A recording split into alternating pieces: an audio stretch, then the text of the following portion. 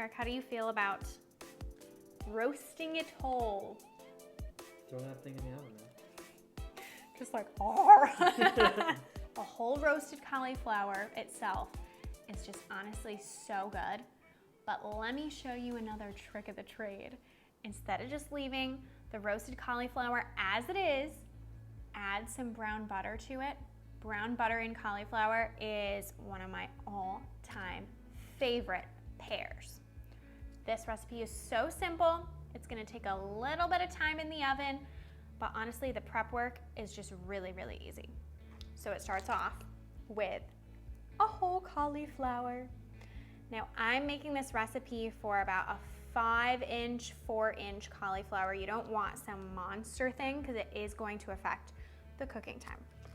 All you need to do to prepare your whole cauliflower is just rip some of this green leafage off the outside, just like that. You can also take a sharp knife and just cut that big core right off of it, and you'll notice that a lot of those green leaves fall off. And then all you have to do is just take off the rest. The goal is to get your cauliflower to rest just nice and flat in your pan. I'm just gonna take off that little extra core, just like that, and then check to see if it rests nice and flat on your hand. I have a clean cauli. I cut it, it's nice and trimmed, and I'm just going to place it in a cast iron skillet. You can also use just any type of oven-safe pan. It needs to be oven-safe to 400 degrees though, very, very important. And quick little tip before we pop this guy in the oven, you might notice that there's these little black dots on the top of your cauliflower. That is totally normal. It's actually when the cauliflower touches air for a really long time, it oxidizes and all those little black dots appear, but they're harmless. So I'm gonna take a little splash of olive oil and I'm just going to drizzle it right on the top of my cauliflower. And then the best thing to do, honestly, is to take your hands and give it a nice massage. So before we pop this in the oven, gotta go wash those hands off. So the last step before popping the cauliflower in the oven is to work on the butter. So I told you, brown butter. This thing is gonna be buttered up, literally. So I have some softened butter. I like salted butter for this because I don't add any salt on the top. I think it's better when it's in the butter. And I'm gonna add a generous amount of black pepper to the butter. And then you just take a spoon, and since it's nice and soft, just mix it all together until that butter is infused with the black pepper.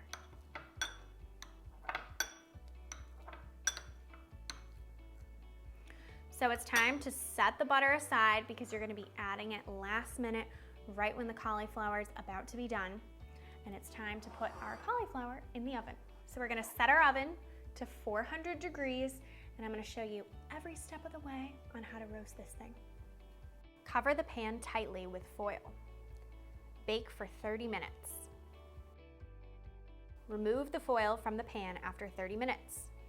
Be careful of the hot steam from underneath the foil. Bake uncovered for another 25 minutes. Place the softened butter on the top of the cauliflower, mashing it down a bit, and let the cauliflower roast for about 10 more minutes. Watch the butter melt and brown. Yum! Remove the cauliflower from the oven and baste it in the brown butter around the pan. Yes, please. Endless brown butter. The way that I like it. How good does this look?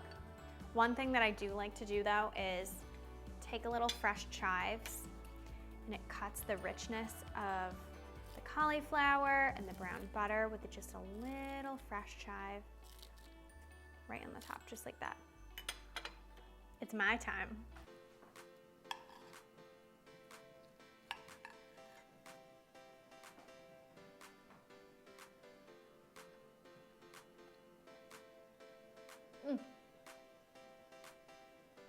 Honestly, brown butter and cauliflower, if you haven't tried it, deadly combo. Such a cool recipe. So beautiful, so easy. Check this out on tastefullygrace.com. You won't regret it. Eric, don't you wish that this is your back? Mm-hmm.